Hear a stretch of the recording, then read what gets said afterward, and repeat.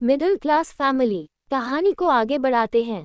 सुस्मिता वहां से जा चुकी थी। डीके मुड़कर उसे जाते हुए देख रहा होता है। उसके वहां से जाने के बाद डीके खुद से ही, मेरी जिद ने ही मुझे सब कुछ दिया है और आज भी, चाहे तुम उसे गलत समझो या ये दुनिया में अपने आप को बदल नहीं सकता। पार्टी खत्म हो चुकी थी और सुस्मिता अपने घर आ चुकी थी। वह अपने रूम में बैठ आज जो भी पार्टी में हुआ उसके बारे में सोच रही होती है। वह अपने रूम में आ रही चांद की रोशनी के सामने खड़े खिड़की से सर को टेक लगे ही एक अलग ही सोच में डूबी हुई थी कि तभी उसे रूम में किसी के आने की आहट होती है। वह मुड़ कर देखती है तो सामने संजीव उसके लिए दूध का गिलास एक हाथ में लिए खड़ा होता है। संजीव दी, आप वहाँ अंधेरे में क्या कर रही हो? सुस्मिता अपनी तकलीफ को छुपाते हुए, बस ऐसे ही पार्टी की रोशनी से लौट कर आई तो सोचा चांद की रोशनी में खुद को थोड़ा वक्त दे दूं। संजीव सुस्मिता के बेड पर बैठते हुए, किया दी, इतने अच्छे पार्टी से लौट खुद को वक्त देने का क्या मतलब? सुस्मिता मुस्कुराते हुए, अच्छा वह सब छोड़, तू अब तक सोया क्यों नहीं? कल स्कूल से नहीं जाना? संजीव उसके सामने अपने हाथ में पकड़े दूध के गिलास को देते हुए, मम्मा ने आपके लिए भेजा है और मुझे आपसे स्कूल के बारे में कुछ बात करनी थी। सुस्मिता उसे वह ग्लास लेते हुए टेबल पर रखती है और उसके बगल में बैठते हुए, क्या बात करनी है? स्कूल में कुछ उल्टा सीधा तो नहीं किया ना? अक्समों को लेकर कोई प्रॉब्लम? संजीव, अरे दी, आप तो बेवजह ही परेशान हो रही हो। ऐसा कुछ नहीं है, सब ठीक है। सुस्मिता, तो फिर क्या बात है, बता मुझे। संजीव दी, वह हमारी स्कूल कैंप अरेंज कर रही है। वह हमें भोपाल के बाहर इंदौर 3 दिन के लिए ले जा रही है। सुस्मिता, पर अभी अभी तो तुम्हारे स्कूल ने कैंप अरेंज की थी और तुम उसमें गए भी थे, तो फिर दोबारा? संजीव दी, वह कैंप तो हमारे एनएसीसी की तरफ से अरेंज किया गया था और उसमें हमें सिर्फ ट्रेनिंग के लिए ही ले गए थे। सुस्मिता, तो अब तुम दोस्तों के संग मस्ती के लिए जाना चाहते हो? संजीव किसी बच्चे की तरह मुंह बनाकर, दी, मेरा बहुत मन है जाने का उस कैंप पर। मैं पापा के कहने पर गया था, इसमें मैं अपनी मर्जी से जाना चाहता हूँ।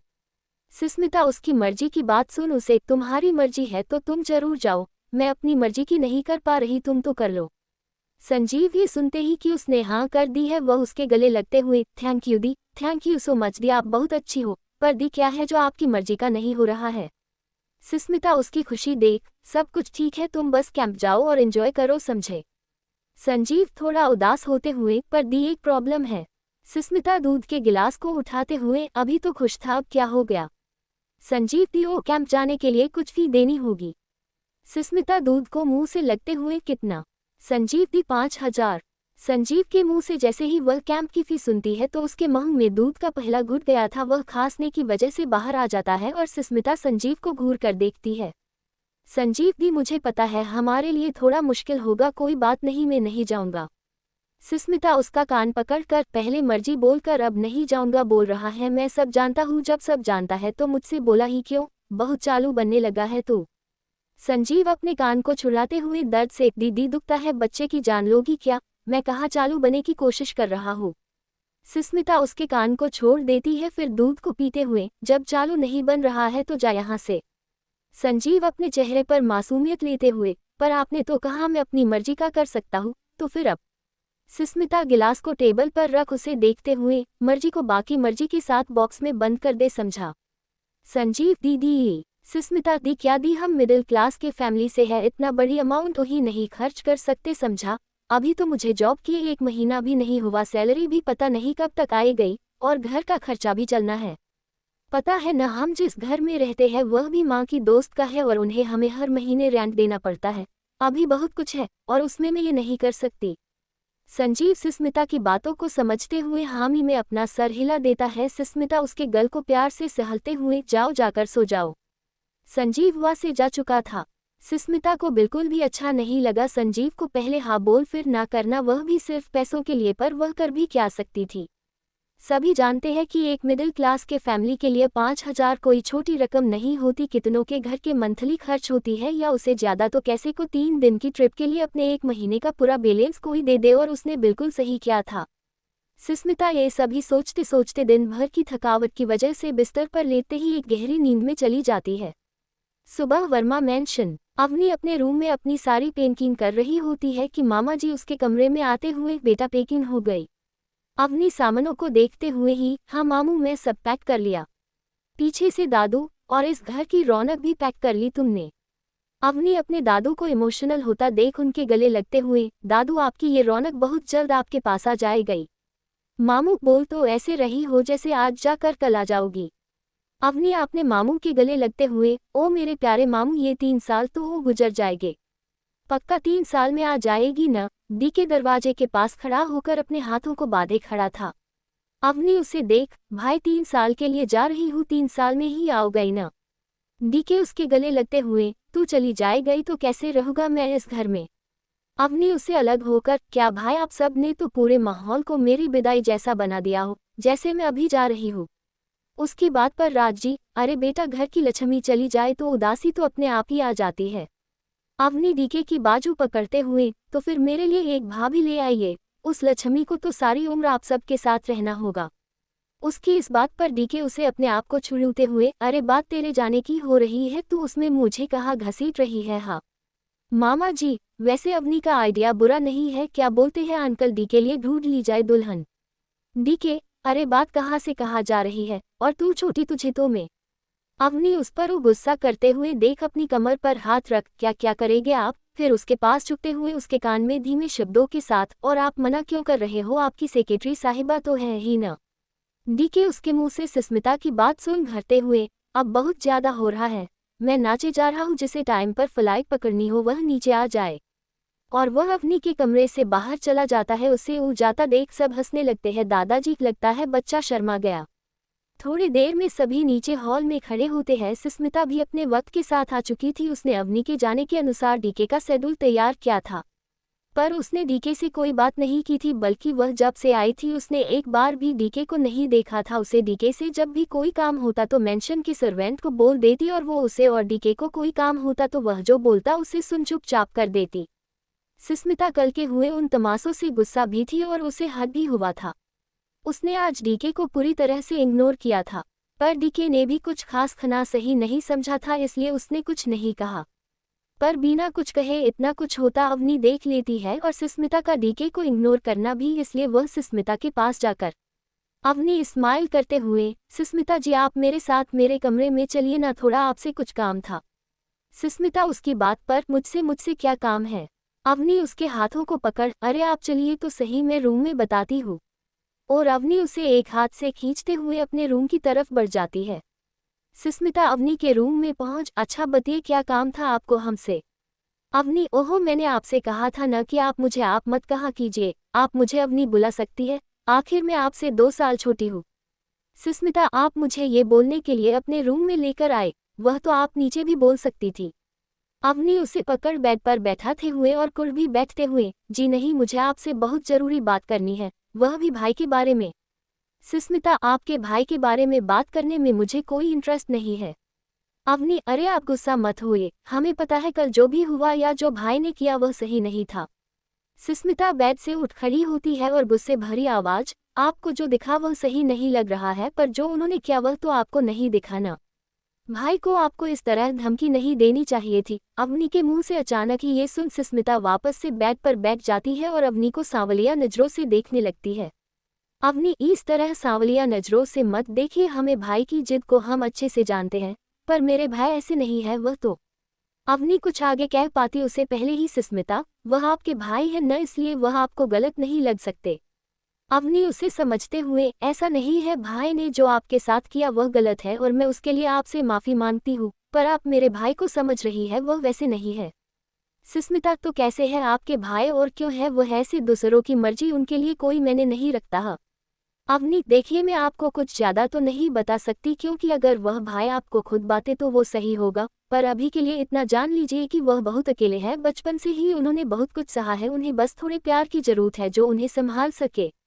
सुस्मिता अवनी की बात सुनकर, देखिए आपके भाई के साथ क्या हुआ क्या नहीं मुझे नहीं पता, और मैं उनके साथ काम करती हूँ और अपना काम ही कर सकती हूँ, उसके सिवाय मुझसे कोई उम्मीद मत रखिए।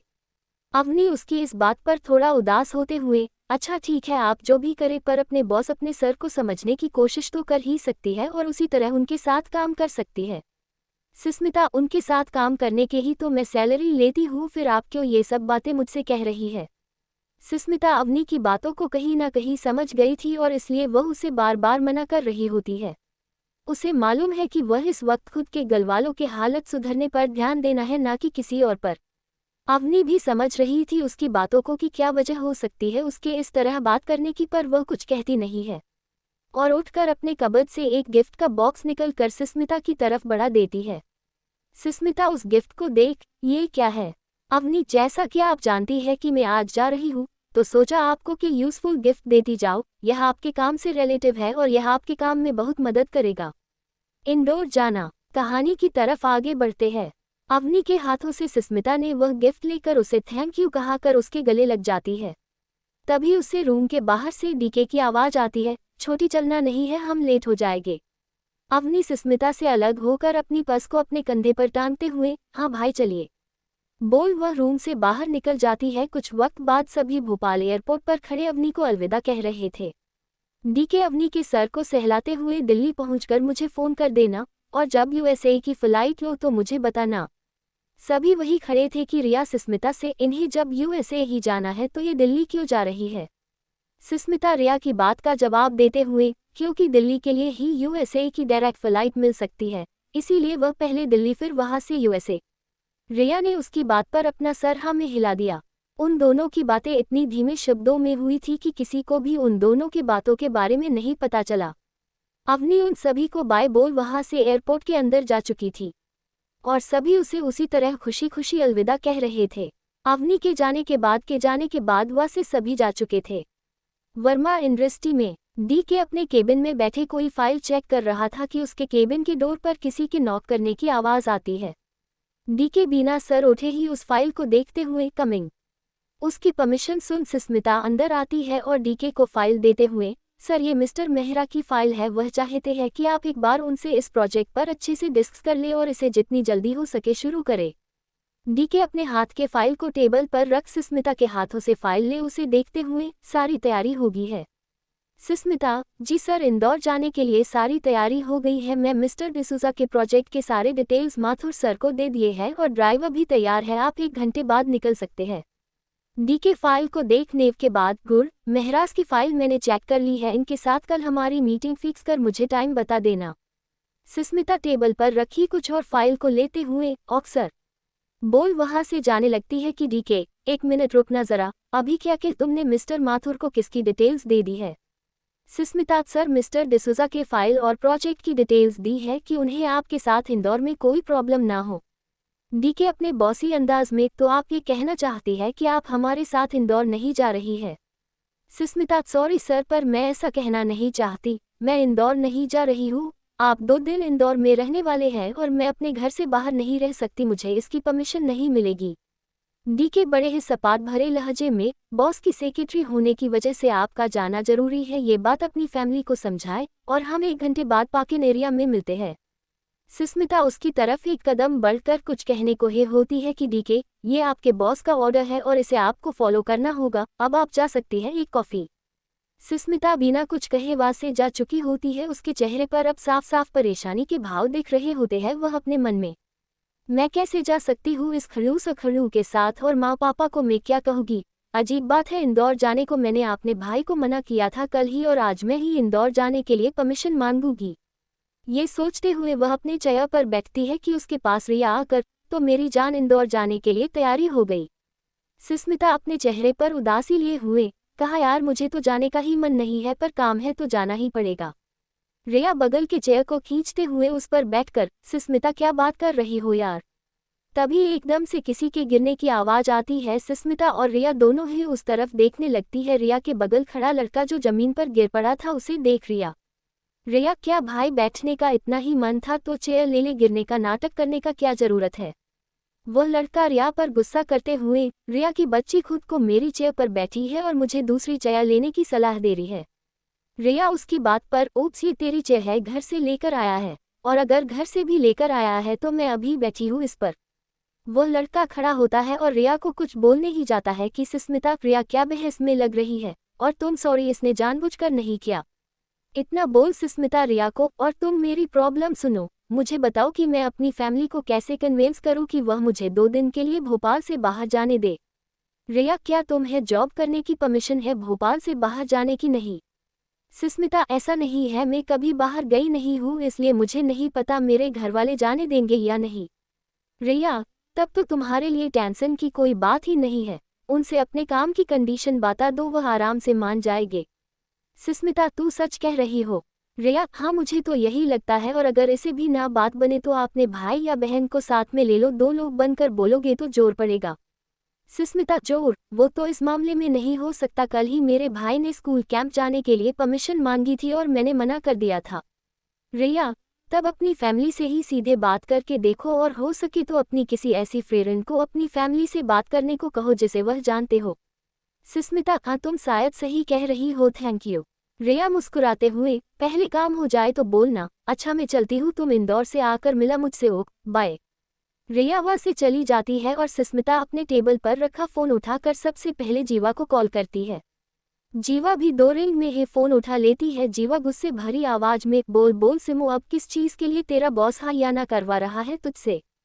सुस्मिता थोड़े धीमे स्वर में, यार गुस्सा मत हो, मैं मानती हूँ जो किया वह गलत था, पर तू मुझे नहीं समझेगी तो कैसे चलेगा? जीवा उसी गुस्से भरे आवाज में, अरे मैं समझती हूँ तुझे, मेरे डैड तो नहीं समझते, उन्हें कहाँ से समझाओ? तुझे पता है तेरे ऑफिस ना ज्वाइन करने की सजा मुझे मिल रही है, कितना डांटा है।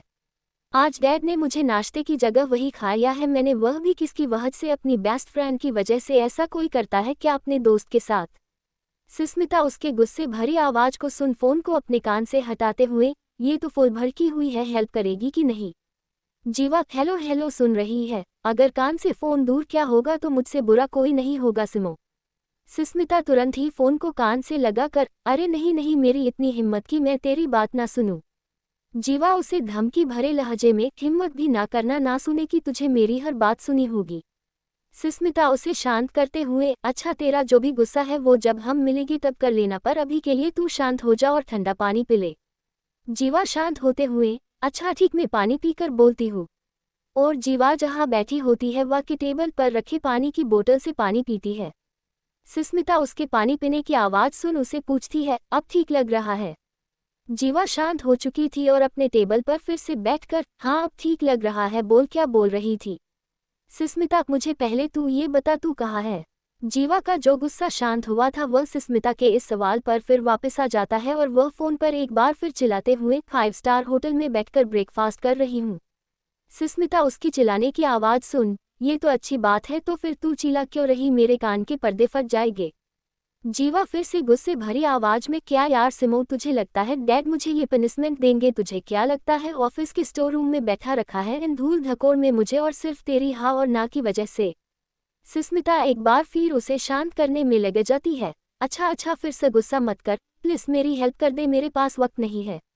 कुछ समय बाद सुस्मिता पार्किंग एरिया में खड़ी किसी का इंतजार कर रही थी कि उसे अपने सामने से डीके, जो सुटबूट में बिल्कुल किसी रेज़जादे की तरह फोन पर बात करते हुए आ रहा था, उसे वो आता देख सुस्मिता अपने मन में, सुस्मिता क्या बात है, तेवर हो तो इनके जैसे, कोई राजा महाराजा हो, दूसरों को टेंशन में डालकर खुद कितने आराम से है। डीके कार के पास आकर कार का डोर खोलता है। वह जैसे ही उसमें बैठने वाला होता है कि उसकी नज़र अपने ही ख्यालों में खोई सुस्मिता पर पड़ती है। वह उसे देख कार की गेट के पास खड़ी ही, सेक्रेटरी साहिबा कहाँ खोई हुई है? हमें निकलना है, शाम होने से पहले हमें इंदौर पहुंचना है। सुस्मिता उसकी बात सुन थोड़ा चिढ़ते हुए अंदाज में, सर हम कितने दिनों के लिए इंदौर जा रहे हैं और आपको कितनी मीटिंग अटेंड करनी है? डीके को उसका ये बोलने का अंदाज बहुत ही फानी लगता है, जिस पर वह मुस्कुराते हुए, कल से हमें 2 दिन रहना है, 2 मीटिंग और एक प्लॉट देखने जाना है। सुस्मिता डीके को फिर से उसी अंदाज में जवाब देती, तो वहाँ पर कुछ पहनने के लिए आपके कपड़े तो आ गए हैं, और अब जब मुझे भी आपके साथ जाना है तो मेरे पास भी तो कपड़े होने चाहिए। डीके उसकी बात पर, इसमें कौन सी बड़ी बात है, हम वन न्यू खरीद लेते। सुस्मिता उसे घर कर देखते हुए, आपकी तरह मेरे दादाजी ने कंपनी नहीं खोल कर दी है जो हर दिन के लिए नए कपड़े पहन सको। डीके उसकी इस बात पर, देखो तुम न जितना जानती हो उतना ही बोल, तुम्हें पता भी ये कंपनी मेरी माँ। डीके आगे कुछ भी कह पाता उससे पहले ही उन दोनों को जोर की हॉर्न की आवाज़ सुनाई देती है और वह दोनों ही उस तरफ देखने लगते हैं। उन दोनों के सामने से इतनी रफ्तार में से कार आ रही थी कि जैसे वह कार सुस्मिता को उड़ा ही देगी, पर सुस्मिता को जैसे रति भर का भी डर नहीं लगा, और डीके तो उस कार की रफ्तार देखकर ही शौक में था जिसे उसकी नज़र सुस्मिता पर गई है नहीं, वह कार सीधे आकर सुस्मिता के पैरों के पास आकर रुकती है, और तब जाकर डीके सुस्मिता पर ध्यान दे पाता है और वो तुरंत जाकर ही सुस्मिता के पास जाने के लिए दौड़ता है कि उसके कानों में सुस्मिता की गुस्से भरी आवाज़ जाती है। सुस्मिता उस कार वाले पर, क्या यार कोई ऐसे कार ड्राइव करता है, तेरा बैलेंस बिगड़ता और कुछ हो जाता तो। डीके उसकी बात सुन वही का वही रुक जाता है और उस कार से निकल रहे इंसान को देखने लगता है। उस कार से जीवा बिल्कुल ही किसी रेसर की तरह अपने जुल्फों को झटकाते हुए चलकर सुस्मिता के पास आती है और अपने हाथ में रखे बैग को सुस्मिता के हाथ में थमाते हुए, जीवा तेरा काम कर दिया है, आंटी को मैंने बहुत ही मुश्किल से मनाया है, ये सामान पकड़ और कुछ गड़बड़ मत करना वरना सारी डांट मुझे ही सुनी पड़ेगी। जीवा सुस्मिता का की बात सुनकर उसके कसकर गले लगते हुए, थैंक यू सो मच जीवा, तू बहुत दोस्त है। जीवा सुस्मिता से अलग होते हुए, बड़ी बदतमीज लड़की है तू, तुझे किसी ने संस्कार नहीं दिए, दोस्तों को थैंक यू नहीं बोलते। हाँ जब वापस आना तो मेरे फेवरेट रेस्टोरेंट में मुझे लंच ट्रीट दे देना। और वह इतना बोल अपनी कार की तरफ बढ़ जाती। सुस्मिता उसे देख मुस्कुराते हुए, थैंक से भी बड़ी चीज ले रही है तो आओगी ना तो देख लूगी। डीके कब से उन दोनों की बातों को सुन थोड़ा इरिटेट होते हुए, तुम दोनों का हो गया हो तो कार में बैठो, गई हमें निकलना है महारानी जी। सुस्मिता उसकी बात पर जी हाँ सर, और जीवा भी अब तकवा से अपनी कार स्टार्ट कर वहाँ से निकल जाती है। डीके पीछे वाली सीट पर बैठ सुस्मिता से, ड्राइवर कहाँ, वह अभी तक आया क्यों नहीं है। सुस्मिता आगे की सीट पर बैठते हुए, ड्राइवर अंकल की बीवी की अचानक तबीयत ठीक नहीं थी तो वह उन्हें हॉस्पिटल लेकर गए हैं। डीके तो कार को चलाएगा। सुस्मिता सर अगर आप चाहेंगे तो मैं कजला दूंगी। डीके उसकी बात सु तुरंत है, नहीं नहीं मैं आगे आ रहा रहूं। और वह आगे आकर कार को स्टार्ट कर देता है और दोनों ही इंदौर के लिए निकल जाते हैं। आज वह दोनों अकेले पहली बार बाहर जा रहे थे, पता नहीं क्या होने वाला है। आज के लिए इतना ही। क्या होने वाला है सुस्मिता और डीके की लाइफ में? क्या इतनी मुश्किलों से मिली नौकरी को सुस्मिता अच्छे से निभा पाएगी?